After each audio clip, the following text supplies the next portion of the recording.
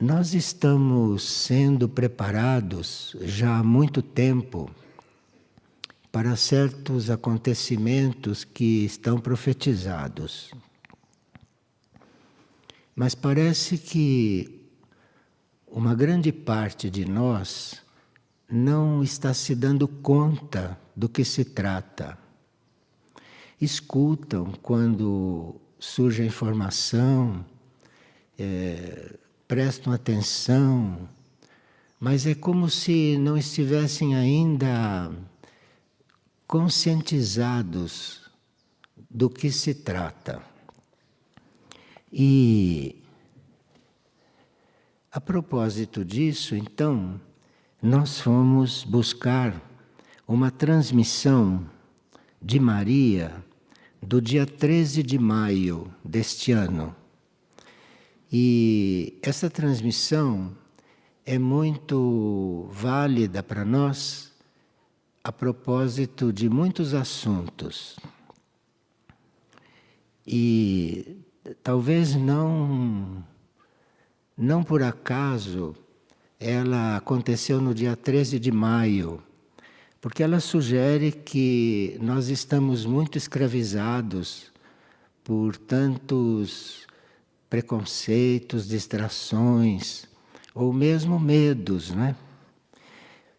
Porque muitas vezes nós não estamos nos dedicando muito a um certo assunto, não estamos nos empenhando em resolver a nossa situação com esse assunto por medo. Mas a gente não gosta de reconhecer que tem medo. Como a grande maioria tem medo da transformação. Porque nós estamos acostumados com a nossa maneira de ser e pensamos que se nós mudarmos de forma, se nós tivermos outra maneira de ser, que nós não vamos mais ser aceitos por aquelas pessoas que nos rodeiam. Enfim, esse assunto do medo, esse assunto da insegurança é bastante humano e muito comum, muito normal. Então esta aparição do dia 13 de maio, que aconteceu em Madrid, na Espanha, e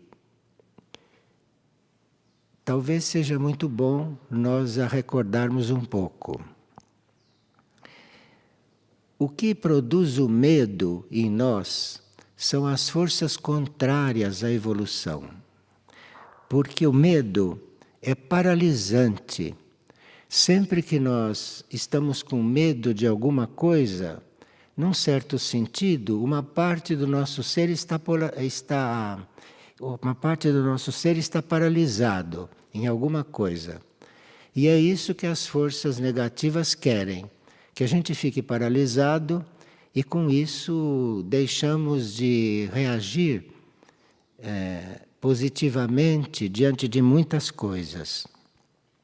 E as forças contrárias, que conhecem bem esta cartilha do mal, as forças contrárias injetam no nosso ser o medo, porque aí elas sabem que nós estamos um pouco inertes, que nos tornamos um pouco lentos, que nos tornamos um pouco insensíveis, às vezes sonolentos, e tudo isso é uma coisa subjetiva que mostra que nós estamos com medo de alguma coisa que não queremos assumir. Então aqui a transmissão nos diz o seguinte, nós iremos comentando, não?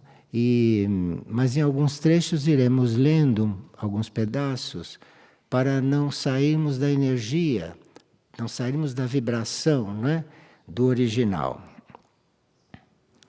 E Maria, nesta transmissão, como Mãe Universal, ela diz que vem em nome da paz, trazendo a paz dela, para dissolver nos nossos corações as angústias e os temores que nos causam o inimigo.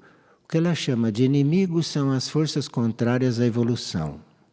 E ela diz então que está procurando dissolver isto em nós. E ela recomenda que para ela poder agir com mais liberdade, porque como nós temos o livre-arbítrio, a hierarquia, mesmo a Mãe Universal, não vai nos obrigar a nada, porque a lei do livre-arbítrio é básica. A humanidade pediu esta lei, pediu ter livre-arbítrio, quando tomou consciência de si, o universo lhe deu o livre-arbítrio, de forma que mesmo a hierarquia, ela leva em conta que nós temos livre-arbítrio. Então não pode nos transformar à força, embora tivesse poder para isso. Mas ela não nos transforma à força, porque nós temos livre-arbítrio. E é uma lei respeitada isto. Então ela diz que ela pode dissolver nos nossos corações as angústias e os temores do inimigo, que nos causa o inimigo. Mas ela pede que para ela fazer isto, é preciso que a gente fortaleça a confiança nela. Veja, para ela dizer que nós temos que fortalecer a nossa confiança nela, é sinal que nós estamos um pouco não confiantes em alguma coisa.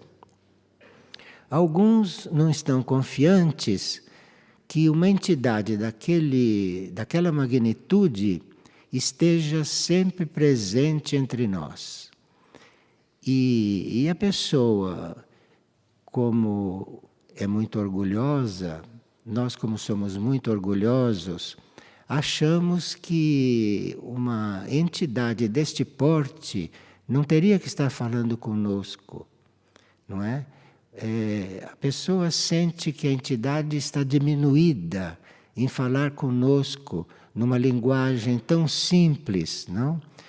Porque há pessoas mentais que esperam que uma entidade cósmica, universal, para falar conosco, falasse de outra forma, falasse de forma complicada, que a gente não conseguisse entender tudo, porque aí a gente respeitaríamos. Vejam como é a natureza humana comum, não é?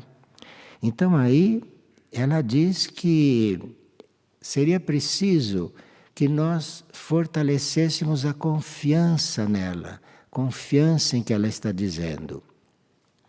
Mas outros confiam nela, mas não confiam, por exemplo, nos videntes, ou não confiam nos seres que são contato. Agora, como nós já estudamos há uns dias atrás, os seres contatos são avaliados por aquilo que eles revelam. Então, se um ser contato está revelando algo de valor superior, não de valor comum, não de valor médio, mas se ele está revelando algo de valor superior, é sinal que ele está dizendo a verdade, é sinal que ele está sendo verídico.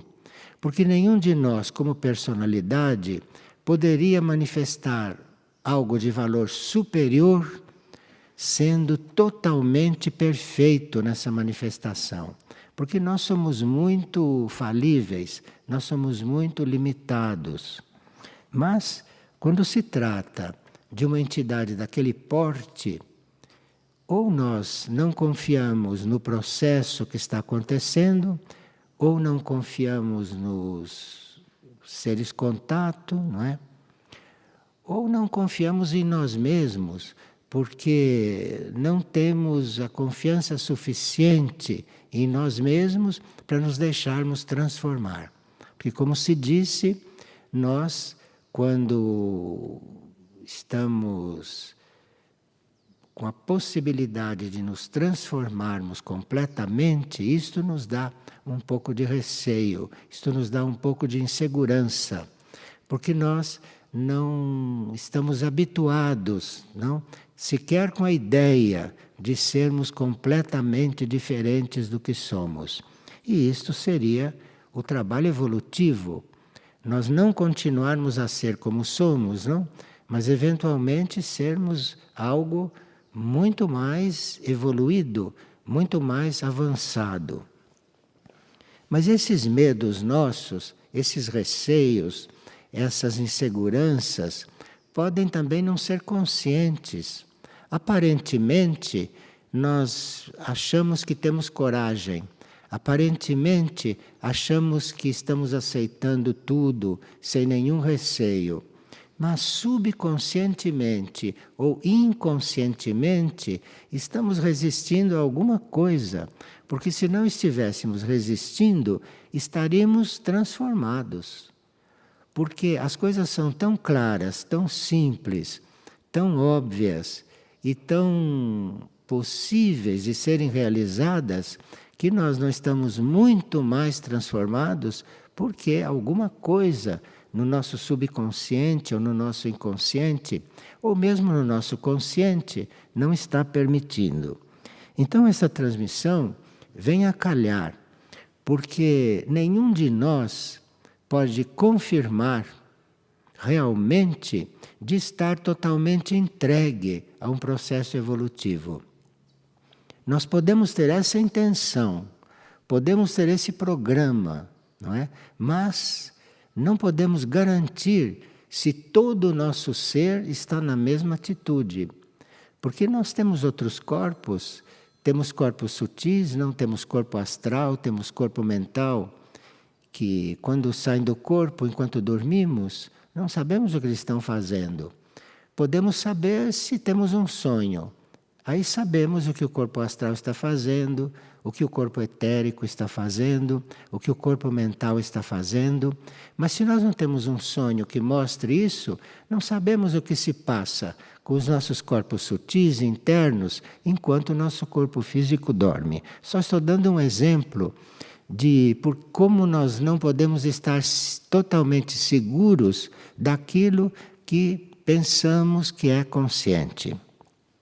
Mas aí ela diz que nós teríamos que ter mais confiança, não nela, no seu coração.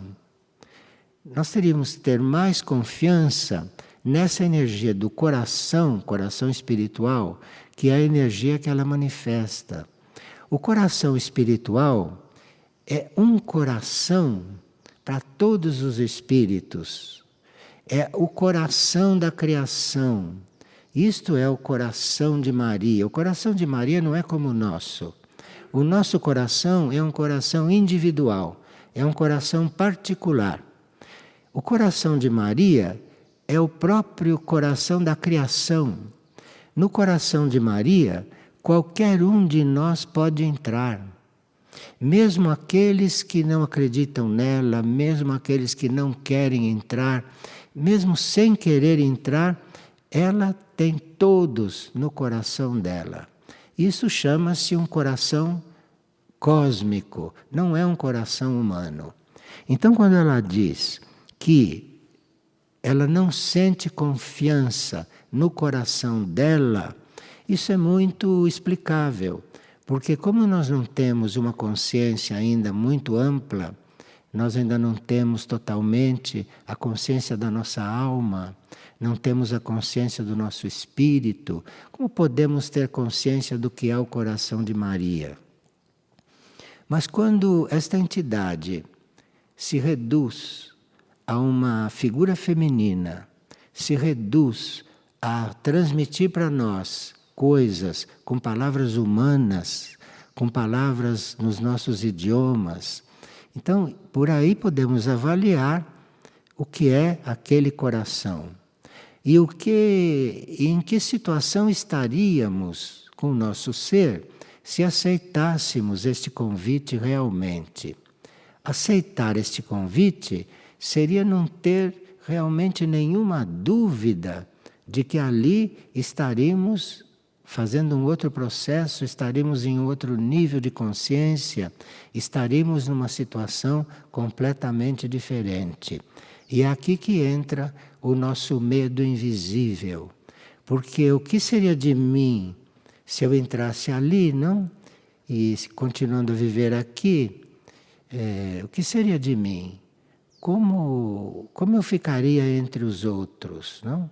Então, isto são medos, são questões que nem sempre são conscientes, mas que nós poderíamos nos interessar um pouco por elas, porque uma entidade que poderia estar nos ensinando ciência cósmica está falando conosco a respeito desses assuntos tão humanos, tão mentais, tão pessoais, é sinal que a nossa necessidade de base é muito grande. A nossa necessidade de leis elementares é muito grande. Então nós não teríamos que nos iludir que estaríamos prontos, preparados no nosso atual estágio para aprender ciência cósmica. Nós estamos com cientistas cósmicos no nosso trabalho e eles estão muito limitados, estão falando conosco sobre leis bastante elementares, né? Sobre leis bastante simples. E isso está sendo trazido assim, desta forma, para nós todos, porque parece que a situação planetária, né, e a situação da humanidade é muito mais séria, muito mais grave do que parece, porque nós não temos muita consciência do que se passa nos planos invisíveis, não temos muita consciência ou não temos nenhuma consciência do que se passa nos planos superiores, mas vê-se que esta energia e que essas hierarquias estão fazendo tudo o que podem dentro das leis, não é, para nos levantar, para nos despertar, não é, e para nos levar a mudarmos realmente de ponto evolutivo. E aqui ela diz: peço-lhes que fortaleçam a confiança no meu coração, porque é chegado um tempo de maiores desafios espirituais para o mundo. Veja, nós estamos falando de desafios espirituais, né?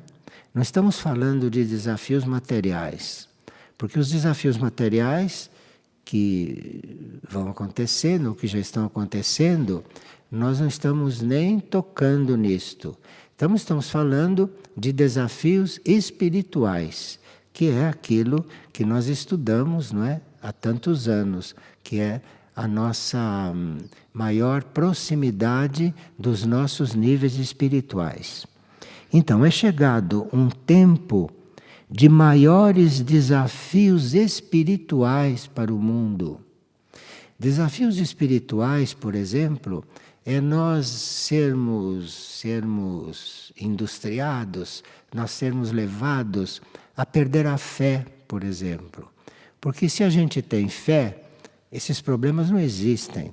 Porque a fé é algo que nós temos apesar de tudo. Mas é na fé que vão começar as crises espirituais. Quando começa uma crise de fé, quando começa uma incerteza dentro da nossa fé, aí começa uma prova espiritual, ou um desafio espiritual, como diz aqui a entidade. E meus pequenos soldados, ela diz, ela nos chama de pequenos soldados. Soldados são aqueles que vão sair para eventualmente defender, alimentar, difundir, viver aquilo que aprenderam das leis espirituais que uma entidade eventualmente lhes passa.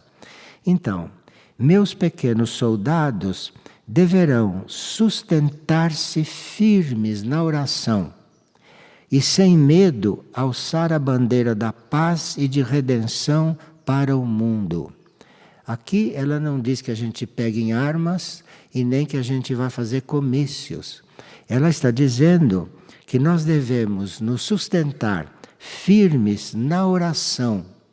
Porque a oração, como nós já sabemos há muito tempo, mas não sei se estamos orando com uma determinada qualidade. Então, a oração é o instrumento que nós temos para entrar nesses planos, nesses níveis de ação, de obra, nesses níveis de realização fora do plano físico.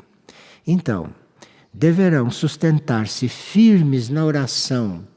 Isto é o que ela responde quando a gente não tem total confiança. Então, a oração é um tipo de exercício, a oração é um tipo de ação, a oração verdadeira, que nos alimenta espiritualmente, que nos alimenta, nos dá confiança, nos dá força, nos dá autoconfiança.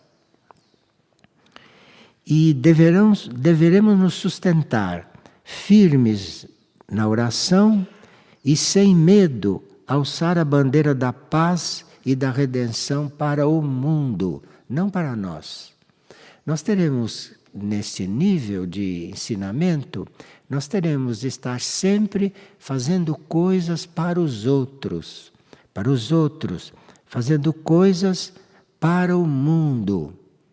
Porque o mundo, a humanidade, precisa muito mais do que nós individualmente.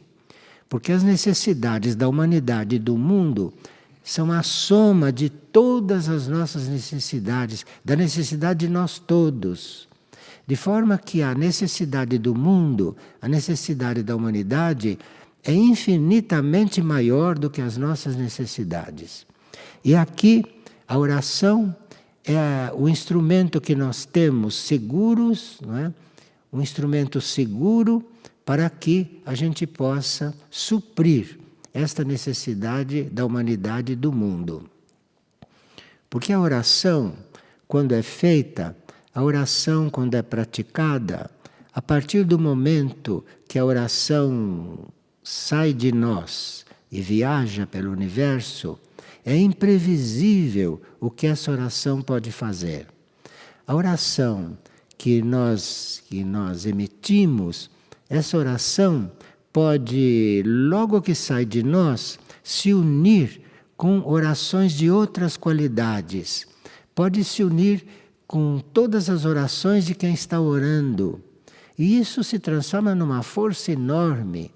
Então, se você está orando sinceramente, se você está orando corretamente, se você está orando de verdade, você está produzindo uma coisa, você está emitindo uma coisa que vai se unir ao que todos que estão fazendo a mesma coisa, vai se unir e vai formar uma potência isto. E ela está dizendo que isto é o nosso instrumento. E veja, quando ela diz que esse é o instrumento que nós temos, nós duvidamos que a nossa oração possa fazer tudo isso. Nós duvidamos. Mas eu não oro direito, eu me distraio, às vezes eu me esqueço de coisas, eu estou pensando em outra coisa enquanto oro. Tudo isso nós já sabemos, não é? Que você não é totalmente exato na sua oração. Então, você se autodesvaloriza, você autodesvaloriza a sua oração, a oração que você está fazendo. E aqui ela diz que não. Isto você faça o melhor possível, que depois a oração faz o resto. E nós não sabemos que caminhos a nossa oração vai fazer.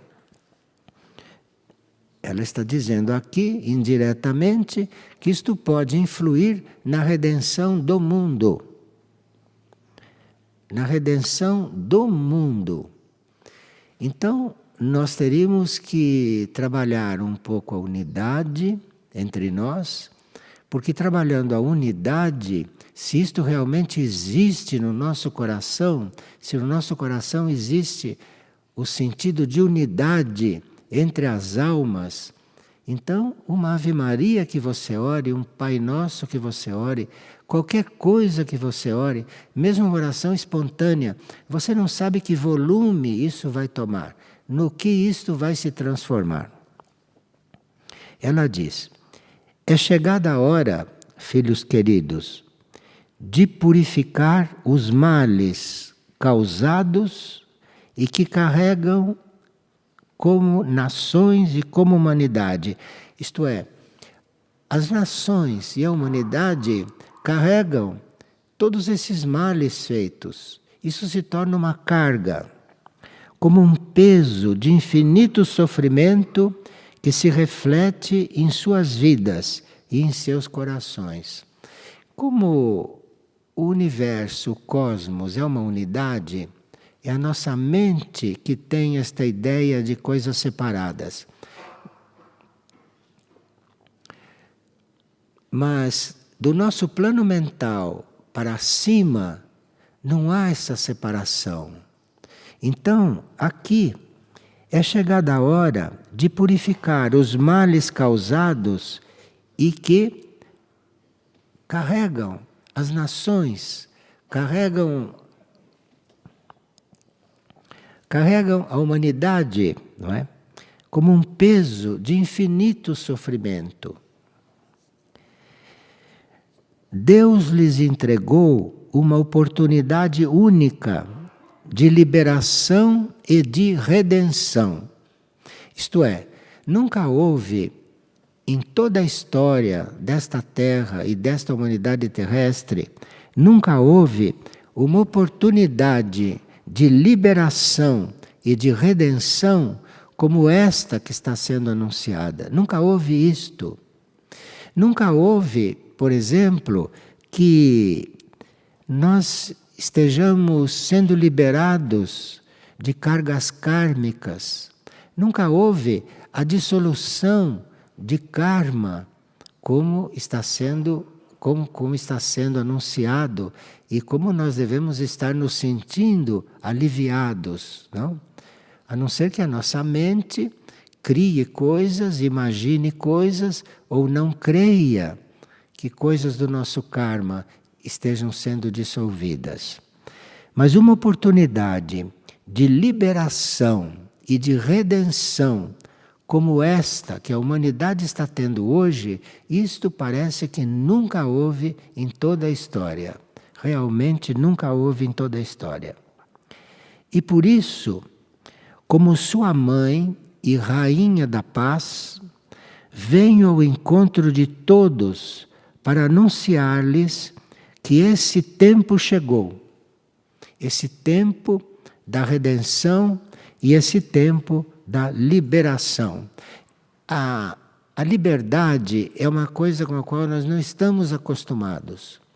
E esse tempo chegou e nós não estamos habituados com isso. Nós não estamos acostumados a nos sentir livres, livres de nós mesmos. Então, é aqui que ela quer chegar. E posso indicar-lhes o caminho correto a seguir, que é o caminho da oração permanente. Bem, aqui nós temos que dar realmente um passo, porque nenhum de nós pode conceber estar em oração permanente. Primeiro, porque nós temos muitas coisas práticas para cuidar, temos muitas coisas que pensar. O nosso ser está ocupado com muitas questões. Então, para nós, orar permanentemente parece impossível, mas não é. Não é pelo seguinte, porque a oração é uma atitude nossa. Quando você ora de verdade, quando você se empenha e você quer orar, isso se transforma no seu interior numa atitude. O seu interior toma a atitude de estar orando, o seu interior. Isto é uma coisa que acontece no seu interior como uma atitude. E se essa atitude se torna permanente, Você não deixa de orar em momento algum. Mas isso acontece no seu interior, compreende? Isso não acontece na sua mente. A nossa mente é uma coisa caótica. A nossa mente é aberta a muitas coisas supérfluas. Nossa mente é aberta a muita coisa inútil. A nossa mente é um depósito de coisas. E isto não para de funcionar. Então a gente não crê, no fundo, que pode orar permanentemente, mas pode. Porque o que ora permanente em nós é o nosso interior, é o nosso ser interior. E o nosso ser interior realmente tem uma vida que não tem nada a ver com a vida que nós vivemos aqui fora. Nossa vida aqui fora é um pálido reflexo do que o nosso ser interior vive lá dentro. Então, anunciar-lhes que tempo chegou para indicar-lhes o caminho correto a seguir, que é o caminho da oração permanente, o caminho da unidade, do amor e da paz. Isto parece utopia? Oração permanente, amor, unidade, paz, isto parece utopia. Mas isto tudo é uma atitude interior, isto é uma aspiração interior, que a gente começa a desenvolver à medida que fica nesta aura desta entidade que desce do infinito para estar conosco. O que ela está fazendo realmente é trazendo a aura dela, trazendo a energia dela, trazendo aquilo que ela é até nós, para que a gente fique impregnado disto. Agora, essa oportunidade a gente realmente perderia quando não quer, ou quando não acredita, quando não se dispõe, por tantos motivos, não como já vimos. Ela diz: meus filhos, construam em seus corações a fortaleza preciosa da oração. A oração é uma coisa que vai sendo construída dentro de você. A oração vai sendo construída e ela chama de fortaleza preciosa da oração. Isto é, a oração bem feita e que vai insistindo, que vai permanecendo, isso se transforma numa fortaleza. E isto, além de sair e fazer o seu trabalho universal, isto, dentro de nós, constrói uma fortaleza. E quando isso está construído, certas forças negativas, certas forças destrutivas, dentro de nós não podem mais entrar.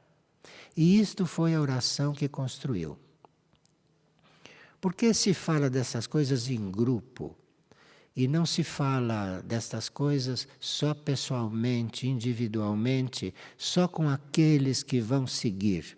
Porque se fala em grupo, que os grupos são sempre heterogêneos. E por que se fala isso em grupo?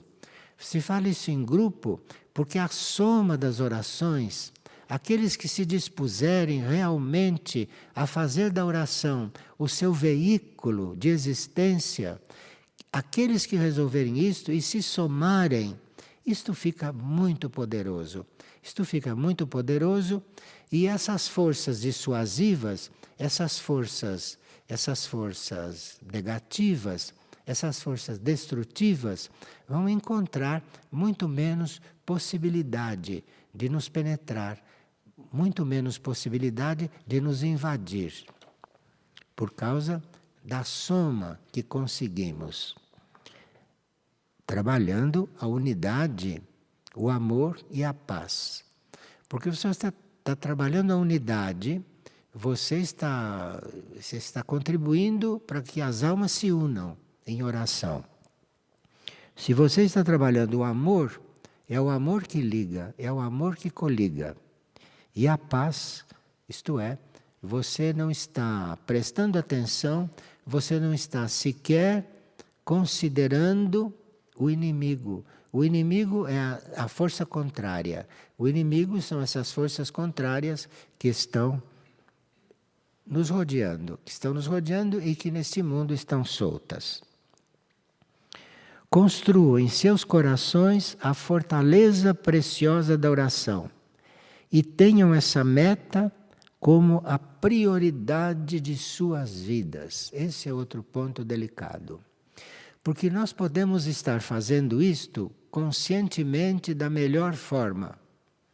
Mas se pergunta, isso é a prioridade da sua vida? Será que isso é a prioridade da vida?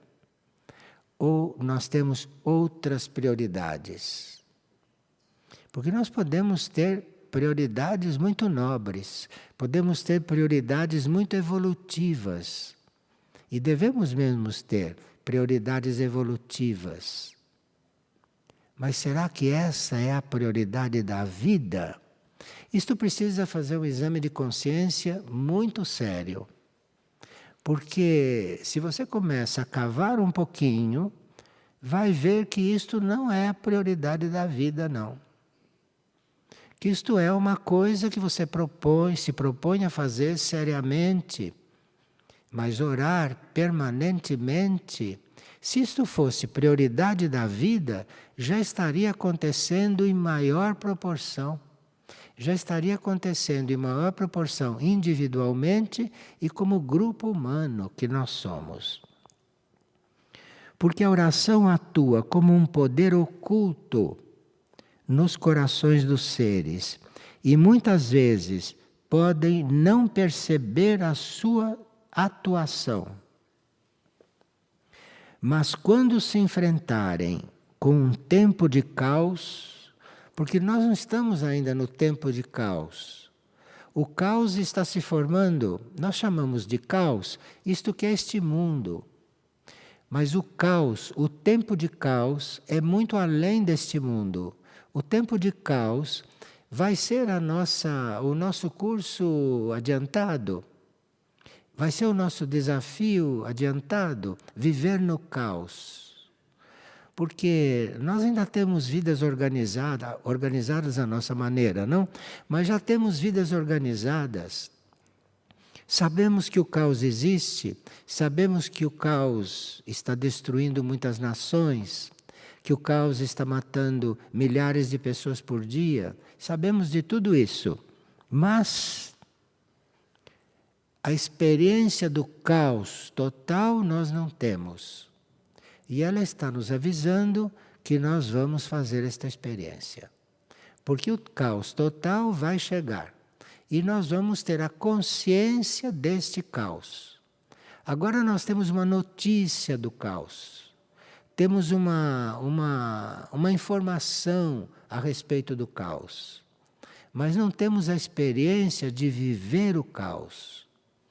E é nessa experiência de viver o caos é que a nossa mônada, o nosso espírito, vai usar a força dela. É aí que o espírito vai usar a sua força, que é para viver no caos sem se desintegrar. Veja que nós estamos sendo preparados para coisas importantes e não estamos nos dando conta. Poderão, quando se enfrentarem com um tempo de caos, poderão sentir e ver surgir em seus corações essa fortaleza inquebrantável, a fé inabalável e absoluta, fruto do coração que ora. Aqui ela já está dizendo que quem ora é o coração. Então, você vai criando isto. Você vai permitindo que isto se forme dentro de você. Porque quando isso se formar, você está orando sempre. E vocês percebem que esse caos já foi anunciado, está sendo anunciado, mas existe um empenho, existe um trabalho contínuo da hierarquia planetária, da hierarquia universal, de manter este caos sob controle. Porque o caos, pelo menos neste planeta, ainda não se desencadeou. Mas nós temos que aprender a orar internamente orar permanentemente para que o caos não nos dissolva, ou para que o caos não nos afete. Meus amados, envio-os a anunciar minha presença no mundo e a anunciar o retorno próximo do meu Filho, como quem envia cordeiros em meio a lobos. Nós só podemos construir algo que realmente exista em nosso interior se nós não tivermos como intenção de primeiro servir aos outros e depois servir a nós mesmos. Então, sair pelo mundo é um termo simbólico e que cada um adaptará isso à sua própria capacidade, não é? De dar testemunho da instrução que já recebeu. E você dá testemunho da instrução que recebeu é quando você se transforma, é quando você vive outra coisa, quando você vive transformado no meio de todo mundo. Então, onde você vai, você está difundindo tudo isso que você já aprendeu, que você já assimilou. Assim eu faço porque a história deve se renovar. E seus compromissos com Cristo e com Deus devem se acender novamente. Isto é, nós já fomos muito mais acesos em alguma época. Porque que nós somos almas antigas não se discute. Porque almas jovens, almas inexperientes, não estariam sentados aí ouvindo essas coisas. Estariam se mexendo, estariam circulando pela sala, almas jovens. Mas, para dizer aqui que nós devemos nos acender novamente, é porque somos almas mais antigas, já fomos almas mais acesas, e agora temos que reencontrar essa situação dentro de nós. Então nós não somos totalmente inexperientes. Nós somos almas que já vivemos muitas coisas e que bastaria uma decisão firme de se transformar, bastaria uma decisão firme e nós começaríamos a reencontrar dentro de nós todo o caminho que já percorremos antes de nos desviarmos. Porque nos desviamos em alguma etapa da nossa vida. Em algum momento, em alguma encarnação, nós nos desviamos completamente para estarmos aqui falando de leis simples, de leis primárias como essas. Então, nós nos desviamos bem, mas já fomos acesos, já tivemos um coração vivo. Então, parece, pelo que eu entendo dessas transmissões, dessa transmissão do dia 13 de maio, parece que vamos, se quisermos, se realmente isso for uma prioridade para nós vamos encontrar dentro de nós muita coisa já feita. E aí, quando encontrarmos isso já feito, o nosso caminho será muito mais rápido e muito mais simples. Os novos apóstolos devem despertar para novamente entregar a vida por Cristo. Cristo, a gente logo coliga com Jesus. Sim, Jesus é um aspecto de Cristo que encarnou e que nós chamamos de Jesus. Mas o Cristo é muito mais. Jesus é um aspecto de Cristo que encarnou. Porque o Cristo não cabe dentro de um corpo humano. Então, aquele aspecto perfeito que encarnou, nós chamamos de Jesus. E aqui, não é? Nós temos que entregar a vida por Cristo. Porque Jesus já foi crucificado, Jesus já passou por tudo aquilo. E quando Jesus aparece para os nossos videntes, está sempre também chorando. Como está, às vezes está numa alegria infinita e às vezes está chorando. Chorando e derramando sangue. Isto é o que os videntes têm visto.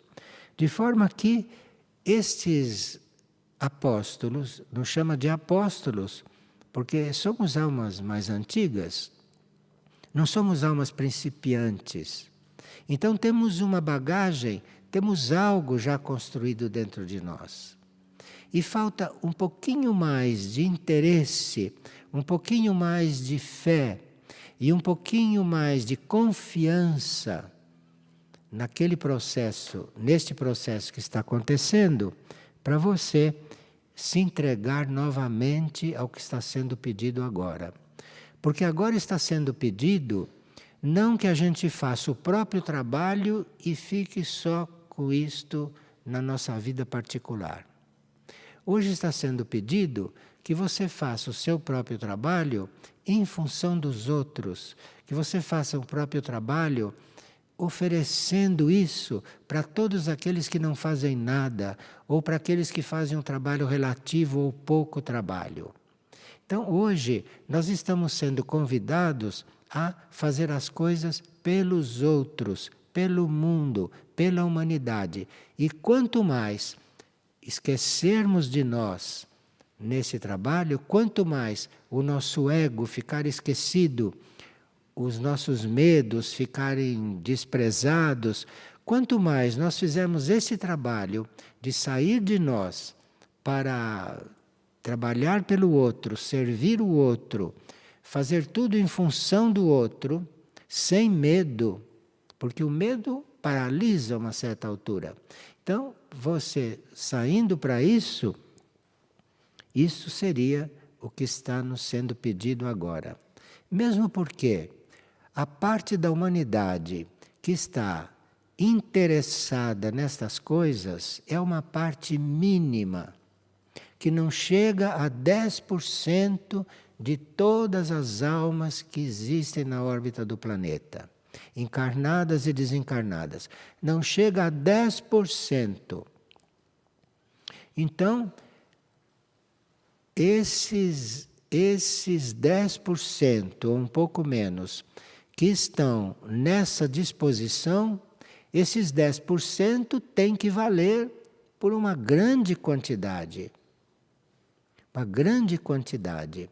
Porque nós temos que reconhecer que este planeta estaria muito mais evoluído se tivesse outra humanidade na sua superfície.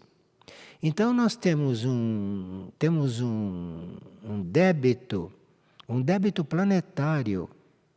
Os nossos débitos não são desses débitos que quando se compra casas a prestações. Os nossos débitos são planetários. Porque 90 e tantos % não querem nem saber dessas coisas. Então o débito planetário é muito grande. Porque todas essas almas, todas essas criaturas, todas essas forças humanas estão depredando a Terra. Estão transformando a Terra em um inferno. Eu não sei se vocês já entraram em um matadouro e viram o estado em que aqueles animais ficam quando percebem que vão ser assassinados. Não sei se vocês já viram isso. Então, aquilo é a situação da Terra nos planos internos, nos planos sutis. E nós somos aqueles que se apresentaram para equilibrar isto. Embora não tenhamos muita consciência, mas se vivemos conscientes disto tudo nesta época, é porque a nossa mônada, o nosso espírito se apresentou ao plano evolutivo para vivermos isto e para colaborar com a humanidade, com o planeta, com o plano evolutivo nesta época. Filhos amados, neste tempo é necessário que nem uma só alma esteja esquecida da existência de Deus.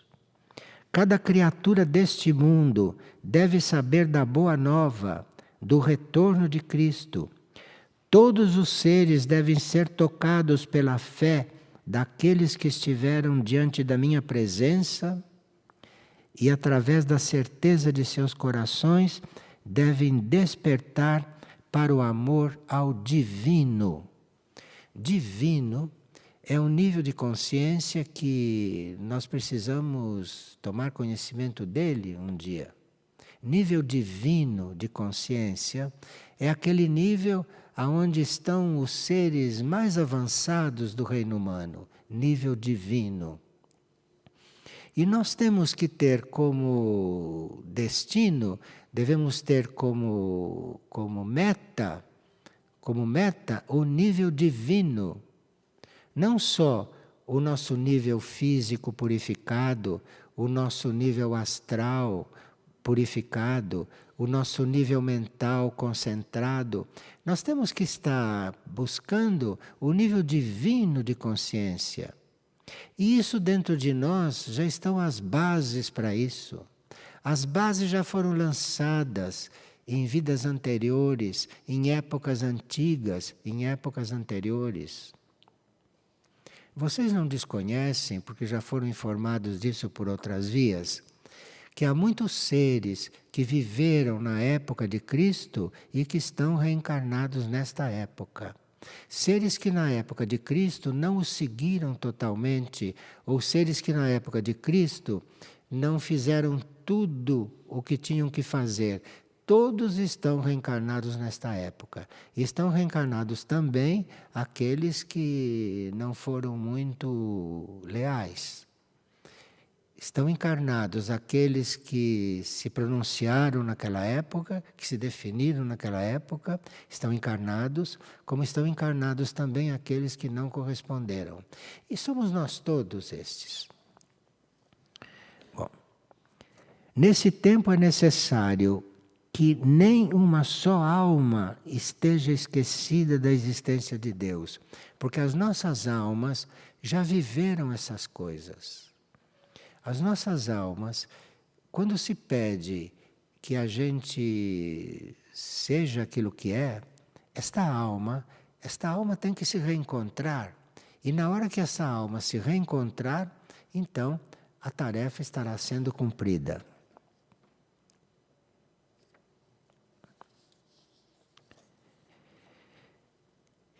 Meus queridos, dissolvam os temores, porque eu sempre os ampararei. Dissolvam os temores, porque eu sempre os ampararei. Meus olhos maternais os observam dia e noite, e meu coração cuida a cada instante de suas vidas. Apenas lhes peço que se deixe conduzir por meu amor maternal e sigam em confiança os passos ditados por meu coração. Logo compreenderão o que lhes digo. Logo poderão ver e sentir em seus corações o que estou construindo em suas vidas. Diz. Logo sentirão. Isto quer dizer que ainda não estamos sentindo, não é? Logo sentirão. Logo compreenderão o que lhes digo. E isto não é a primeira vez que ela diz que nós não estamos compreendendo. Agora, não estamos compreendendo por que se fala tão claro. Não compreendemos porque não queremos. Espiritualmente, compreender é viver aquilo que se compreendeu, hein? Compreender não é um fato intelectual.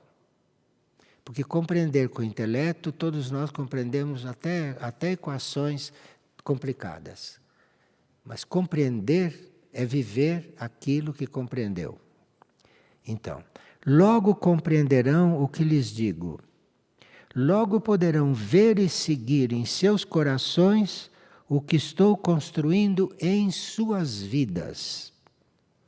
Por isso vão sem medo e anunciem aos quatro cantos do mundo que o retorno está próximo, que preparem os corações e os espíritos para recebê-lo, porque ele buscará em cada alma a semente de redenção que plantou há tanto tempo, quando esteve na cruz. Hoje lhes agradeço profundamente por confiarem em minhas palavras, por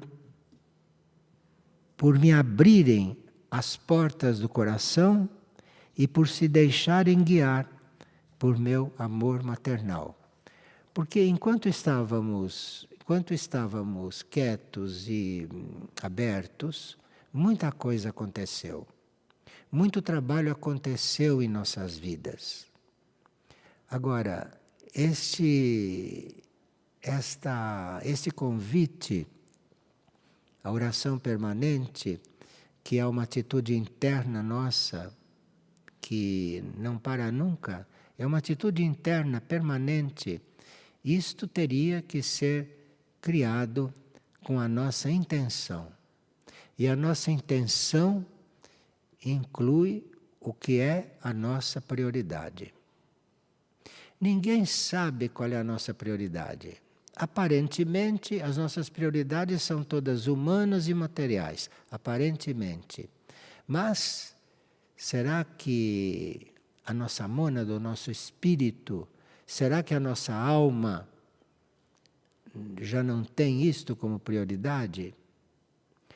Então, aqui voltamos àquele velho assunto de buscar o nosso eu interior, porque de repente lá no nosso eu interior está tudo encaminhado, está tudo pronto. Mas aí precisaria que essa busca interior não fosse séria. E que essa busca interior não fosse uma coisa que a gente se lembra esporadicamente, que se lembra de vez em quando. Mas essa busca interior, essa busca desta essência que nós temos lá, onde há tanta coisa preparada e onde a nossa vida está sendo formada, a nova vida, a vida superior está sendo formada. Isto é uma coisa que na nossa consciência nós teríamos que resolver. Teríamos que resolver isto. Bom, nós queremos lembrar daquele pedido que foi feito para nós orarmos pelos reinos da natureza. E até as formas de fazer isso, para aqueles que não fazem isso espontaneamente, que não fazem isso por si, não fazem isso bem naturalmente, existe até uma forma da gente pronunciando mantras, né? Mantras de ajuda aos reinos da natureza. E para aqueles que não sabem e que quiserem ter uma ideia a respeito disso, para começarem, porque isto foi um pedido feito com muita ênfase. Pedir misericórdia pelo reino mineral, pedir misericórdia para o reino vegetal, pedir misericórdia para o reino animal, pedir misericórdia para o reino humano e pedir misericórdia para o reino elemental. Para os reinos da natureza, não? Incluindo o reino elemental. Só estou resumindo isto porque houve um pedido de que a gente chegasse ao dia 8 de agosto fazendo essas orações, fazendo esse pedido.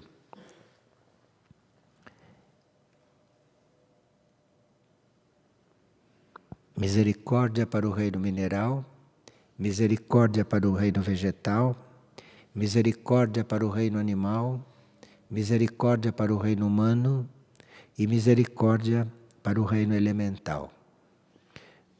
Vamos ampliar um pouco, né, as nossas orações.